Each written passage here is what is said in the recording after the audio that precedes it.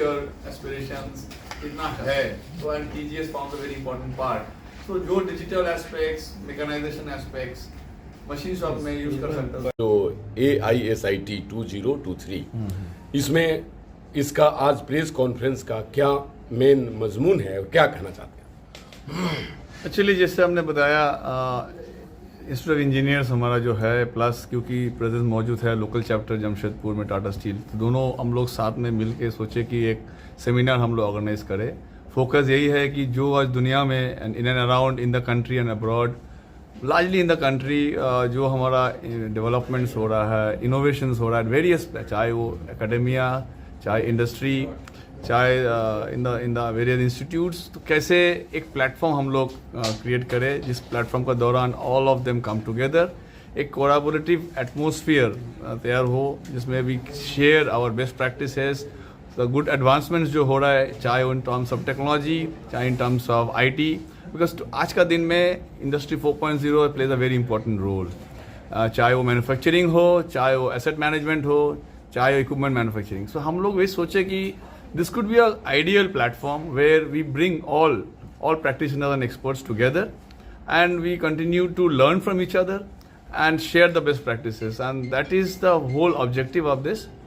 जैसा आपने कहा है कि ये सेशन में लगभग 300 delegates will be participating from all over the country. ये एक नेशनल सेमिनार है और हमने we are also working with many OEMs and also equipment suppliers. तो एक एग्जीबिशन भी हम लोग साथ साथ इनॉग्रेट करेंगे जो 27 नवंबर एंड 28 का फर्स्ट हाफ तक चलेगा, एंड इसमें people will be displaying all the new technologies, new equipment, so that बहुत बार क्या होता है हमने कुछ सुना है लेकिन जब तक हम उसको देखें नहीं, देखते जब सब एक साथ आएंगे, जब various industry people and technicians, the students, more so is very important for the students who are also are the future for our country.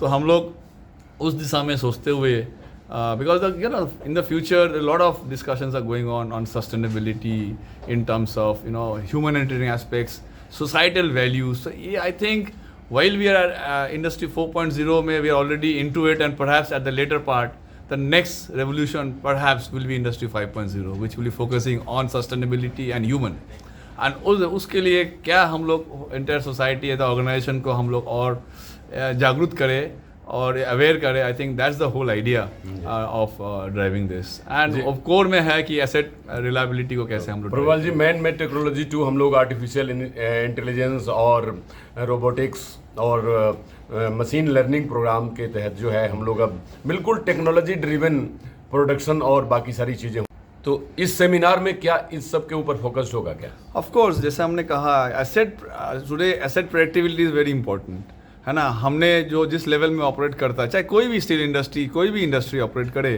तो उसका है कि कैसे हमको वो रिलायबिलिटी को सस्टेन रखे। और पहले था कि प्रोडक्टिव मेंटेनेंस, प्रिवेंटिव मेंटेनेंस हुआ करता था, then we came condition based.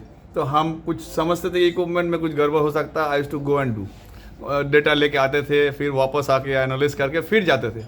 आज का ज़माना में वो उस तरह से अगर चलेंगे तो संभव नहीं है।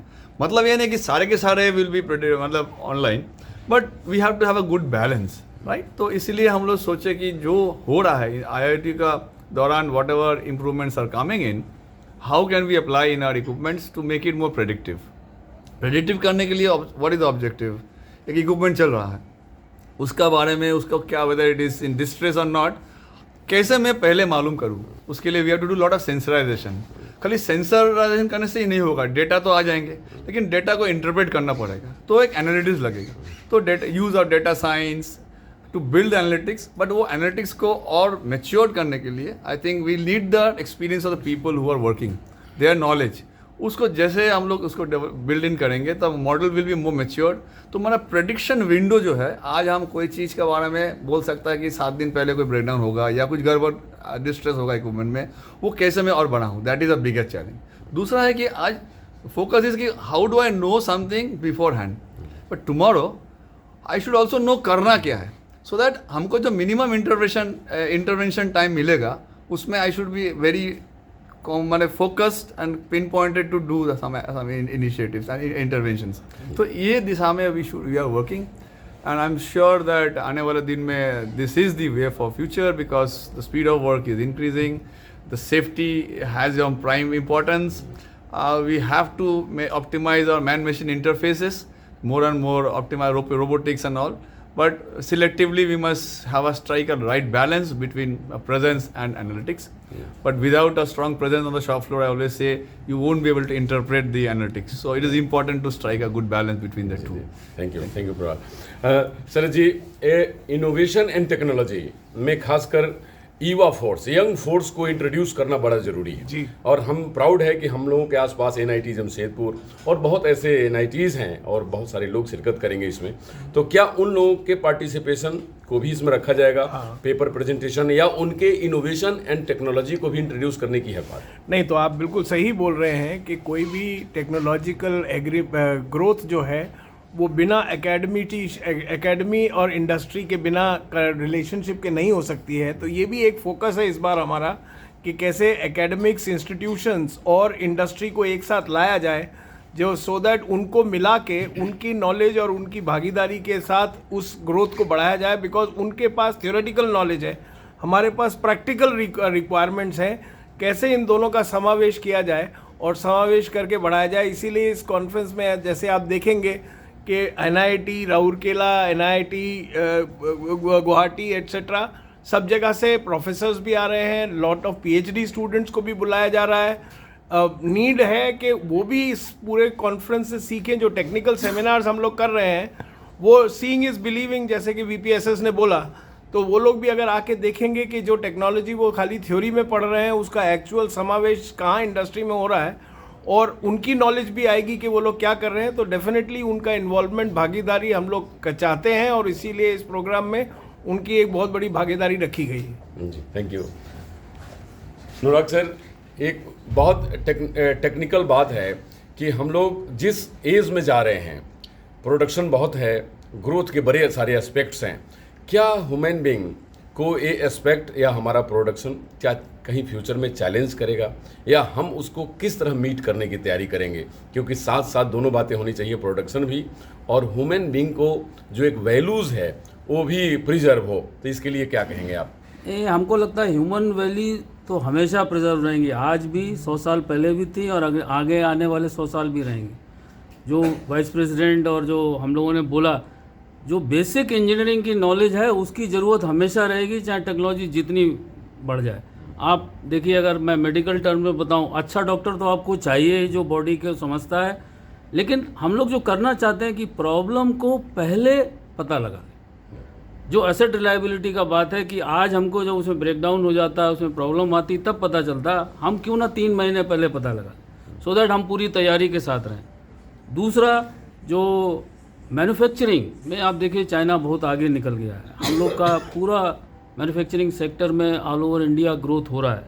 तो मैन्युफैक्चरिंग की जो न्यू टेक्नोलॉजीज़ आ रही हैं, TGS हमारा मेन मैन्युफैक्चरिंग हब है, उसमें एकेडमिक्स, जो मैन्युफैक्चरर्स हैं, OEMs हैं, जो प्रैक्टिशनिंग इंजीनियर्स हैं, उन सबको एक प्लेटफॉर्म पे लाके पार्टिसिपेट करके हम लोग ये करना चाहते हैं कि मैन्युफैक्चरिंग को हम कितना फास्ट, कितना सेफ, कितना एफिशिएंट, कितना कॉस्ट इफेक्टिव बना सकें। तो यही हम लोग का पर्पज़ है। Thank you sir.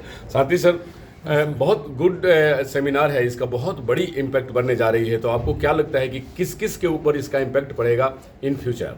देखिए, आज के ज़माना में सस्टेनेबिलिटी डेवलप करना ज़रूरी है, और जब हम सस्टेनेबिलिटी की बात करते हैं तो हम लिमिटेड तो अपने शहर नहीं रहते हैं, ये ग्लोबल, इसकी कोई बाउंड्री नहीं है। तो हम कुछ भी इनिशिएटिव करते हैं सस्टेनेबिलिटी डेवलपमेंट के लिए, इसका फ़ायदा इस प्लानेट को जाता है। Thank you sir. अब लास्ट में प्रभाल सर, अपील क्या करना चाहेंगे टेक्निकल पर्सन से कि जो इस सेमिनार में आए ज़्यादा से ज़्यादा बेनिफिट लें, खास करके उन स्टूडेंट से जो इनोवेशन और टेक्नोलॉजी के ऊपर काम कर रहे हैं? बेसिकली ये रिसर्च बेस्ड सेमिनार है जो कि भारत के फ्यूचर को तय करेगी कि हमें किस दिशा में जाना है और कितना सेफ और सिक्योर प्रोडक्शन यूनिट प्लान करना है। सर, अपील क्या करेंगे? नहीं, मैं अपील करना चाहूँ कि more and more people should come, because ये एक सेमिनार है जहाँ पर it's a good combination of industry, all this technology getting adopted, इसका बारे में जानकारी मिलेगा। कोई सेट पहले भी सीइंग इज बिलीविंग, तो ये अपॉर्चुनिटी एक क्रिएट हुआ है इस सेमिनार का माध्यम से। हम चाहते हैं कि नॉट ओनली स्टूडेंट्स तो आए, हमारा यहाँ पर NITs है, लोकल इंस्टीट्यूट्स है, दे शुड ऑल पार्टिसिपेट।